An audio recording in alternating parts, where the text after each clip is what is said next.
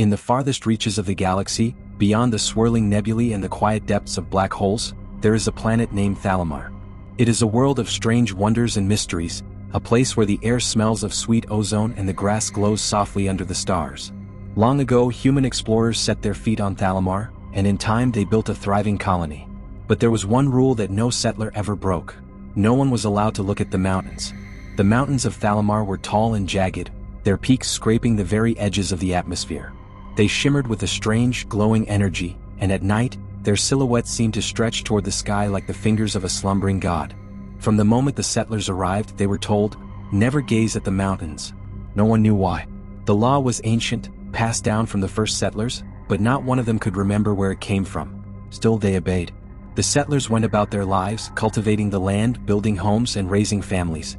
They traded with nearby starships, and sometimes strange visitors would come, beings not quite human, with skin like silvered glass and eyes that seemed to see through time. The settlers welcomed them, but always the strange visitors kept their gaze low, away from the mountains. Curiosity, of course, is a force that cannot be easily tamed. And among the settlers, there was a young explorer named Ira who couldn't resist the pull of the mountains. Ira had always wondered what lay beyond their jagged peaks, hidden in the mist. She'd heard whispers from the elders, telling tales of strange lights seen at the mountain summit, and of ancient ruins buried deep in the rock. Some said the mountains were the resting place of a long-lost alien civilization. Others claimed they were the lair of beings who watched the stars from the shadows. One evening, under the silver light of Thalamar's twin moons, Ira decided she would find the truth. She packed a bag with food, water, and a small holographic map of the colony. As she slipped through the sleeping settlement, a strange feeling settled over her, something between excitement and fear. She'd always been a curious soul, but breaking the law of the colony felt different. It felt forbidden. Yet the pull of the mountains was too great. The journey to the mountains took Ira through the wild, untamed fields that stretched for miles.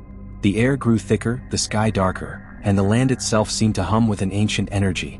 Strange, glowing plants grew in patches, their long tendrils swaying like the branches of forgotten trees. The wind carried the scent of ozone and something else, something sweet, yet unsettling. By the time she reached the foot of the mountains, the moonlight had turned the landscape into a dreamlike, otherworldly place. The peaks towered above her, their jagged edges glimmering with an eerie light, as if the mountains themselves were alive. Ira took a deep breath and began to climb. As she ascended, the air grew colder, and the ground beneath her feet became uneven and rocky. The silence was absolute, broken only by the faint hum of the mountains. The higher she climbed, the more intense the hum became, as though the mountains themselves were calling to her.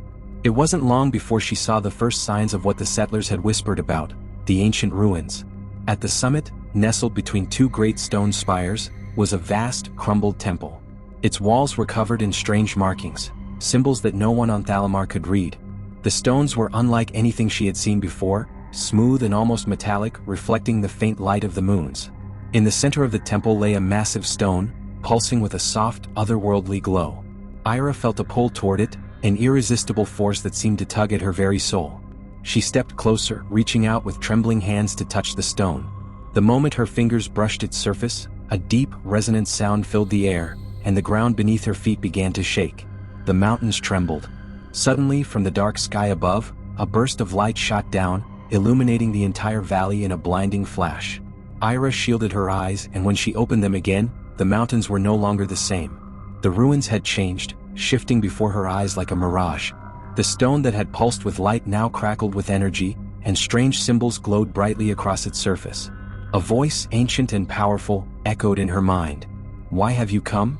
Ira stumbled back, her heart racing. The voice was not spoken aloud, it was a thought, a presence in her mind, one that reached deep into her being. It was as if the mountains themselves were alive, watching her, speaking to her. I wanted to know the truth," Ira whispered, though she wasn't sure if the voice could hear her. The presence in her mind seemed to pause, considering her answer. Then the voice spoke again, this time softer, more like a whisper.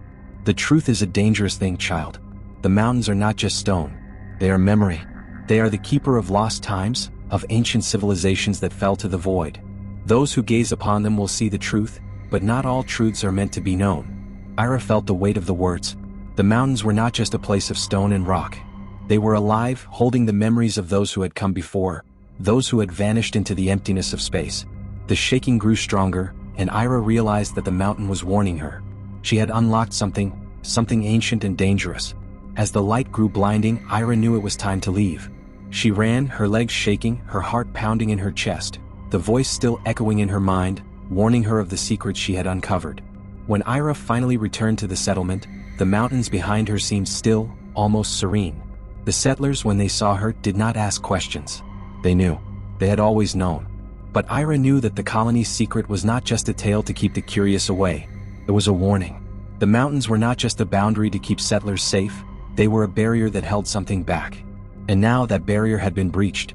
As she lay in her bed that night, the hum of the mountains still filled her ears, like a whisper in the wind. She closed her eyes, but the images of the ancient ruins, the pulsing stone, and the voice in her mind haunted her thoughts. The mountains had spoken, and Ira had heard their call. Hey there. If you're enjoying the story so far, don't forget to hit that subscribe button and turn on notifications so you don't miss any of our exciting adventures.